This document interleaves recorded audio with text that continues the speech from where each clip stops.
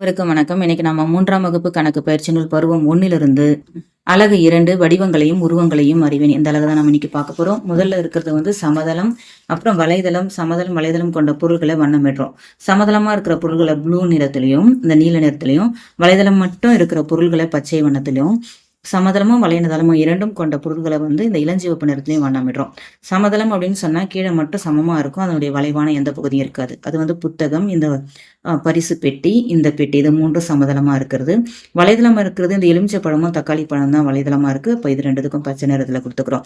சமதளம் வலைதளம் ரெண்டுமே இருக்கிறது வந்து இந்த தட்டும் இந்த பழுப்பு சுத்தி வச்சிருக்காங்க இல்லையா, இது ஏன்னா இது சமதளமா கீழவும் நிற்கும், அதே மாதிரி உருண்டுட்டும் போகும், வலைதளமாகவும் இருக்கும். அதனால இது ரெண்டுமே வந்து சமதளமும் வலைதளமும் கொண்டது.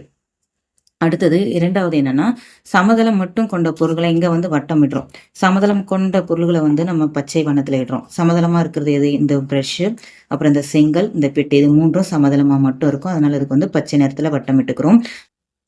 அடுத்தது வலைதளம் மட்டும் கொண்ட பொருள்கள் வந்து பந்து, ஆப்பிள், அப்புறம் இந்த நெல்லிக்காய், இது மட்டும் வலைதளமாக மட்டும்தான் இருக்கும். இது சமதளமாக நிற்காது, இது வந்து உருண்டுட்டே தான் போகும். அதனால தான் இது வலைதளம் மட்டும் கொண்ட பொருள்கள். இதை வந்து ப்ளூ நிறத்தில் நீல நிறத்தில் வட்டமிட்டுக்கிறோம். இது சமதளம் வலைதளம் ரெண்டுமே இருக்கிற பொருள்களை வந்து இளஞ்சிவப்பு நிறத்தில் வட்டமிடுறோம். ரெண்டுமே இருக்கிறது சமதளமாகவும் இருக்கணும், அது வலைதளமாகவும் இருக்கணும். அது வந்து இந்த மரக்கட்டை, இது வந்து சமதளமாக இங்கே நிற்குது, இது உருட்டி விடும் பொழுது இது என்ன உருண்டுட்டு போகும், வலைதளமாகவும் இருக்குது.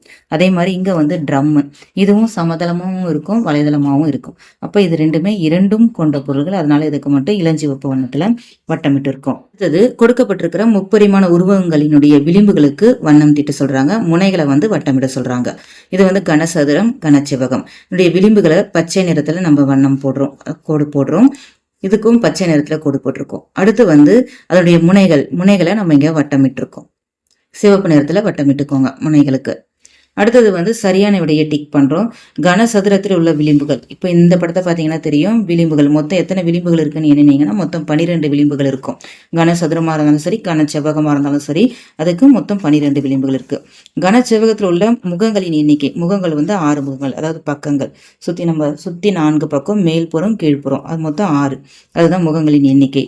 கோலத்தில் உள்ள முனைகளின் எண்ணிக்கை, கோலத்துக்கு முனைகளும் இல்லை விளிம்புகளும் இல்லை, அப்போ அது வந்து 0.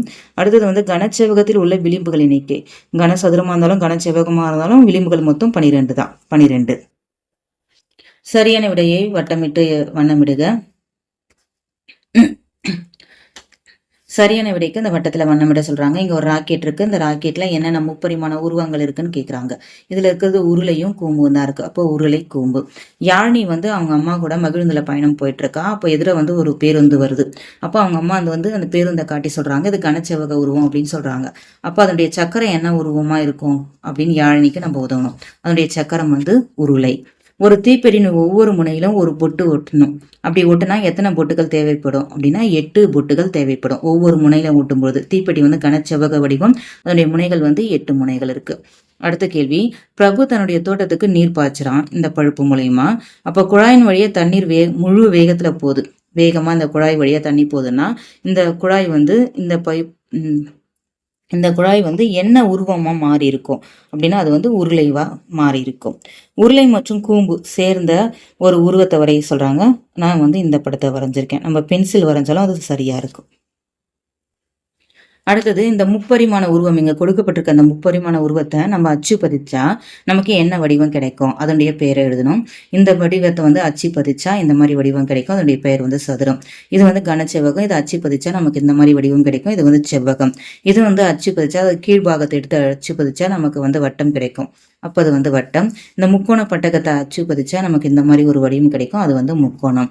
அடுத்து சாய்வு கோடுகள் இருக்கிற பக்கத்தை மட்டும் நம்ம சரியா வடிவத்துக்கு வண்ணம் தீட்டி எடுத்து எழுதுறோம். சாய்வு கோடுகள் இருக்கிற இந்த ஒரு பக்கம் மட்டும் எடுத்துக்கிறோம், இதுதான் அது. அதனுடைய வடிவம் வந்து சதுரம். இந்த வடிவம் சாய்வு கோடு போட்டிருக்க வடிவம் வந்து இது, இதனுடைய வடிவம் வந்து வட்டம்.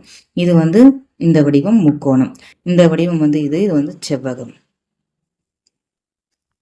கொடுக்கப்பட்டுள்ள வடிவங்களின் பக்கங்கள் முனைகளை எண்ணி எழுதுறோம். இது வந்து சதுரம், சதுரத்துக்கு 4 பக்கங்கள் 4 முனைகள். வட்டத்துக்கு வந்து பக்கங்கள் இல்லை, முனைகள் இல்லை. செவ்வகத்துக்கு 4 பக்கங்கள் இருக்கு, முனைகளும் 4 முனைகள் இருக்கு. முக்கோணத்துக்கு 3 பக்கங்கள், முனைகளும் 3 முனைகள். அடுத்தது வந்து அட்டவணையை நிறைவு செய்கிறோம். இதனுடைய வடிவம், இதனுடைய எத்தனை பக்கங்கள் எத்தனை முனைகள் எழுதுறோம், அது அதனுடைய பண்பு டிக் பண்ணிட்டு அந்த வடிவத்துடைய பெயர் எழுதுறோம். இப்போ இந்த வடிவத்துக்கு 4 பக்கங்கள் இருக்கு, 4 முனைகள் இருக்கு, இது வந்து எதிரெதிர் பக்கம் சமம். இதனுடைய பண்பு. இது வந்து செவ்வகம். இந்த வடிவத்துக்கு வந்து 3 பக்கங்கள் இருக்கு, 3 முனைகள் இருக்கு. இது வந்து 3 பக்கங்கள் கொண்டவை. இது வந்து முக்கோணம். இந்த வடிவத்துக்கு பக்கங்களும் இல்லை, முனைகளும் இல்லை. அப்போ முனைகள் இல்லை. இது வந்து வட்டம். நன்றி.